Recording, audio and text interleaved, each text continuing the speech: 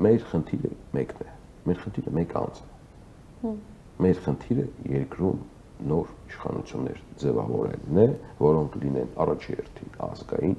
եւ պրոֆեսիոնալներ։ Իսկ ինչ վերաբերում է արդյոք վստահության պակասի հետ կապված, նախարարինը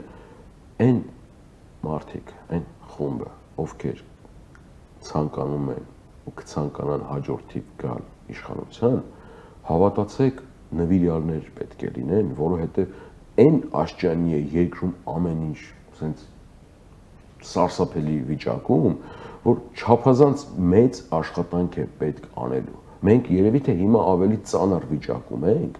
քան թե, չգիտեմ, Ճապոնիան երկրորդ համաշխարհային պատերազմից հետո, երբ որ ատոմային ռումբեր էին պայթել, քան թե, չգիտեմ, Խորհրդային միությունը այդ պատերազմից հետո, երբ որ տասնյակ միլիոններով զոհեր էին տվել։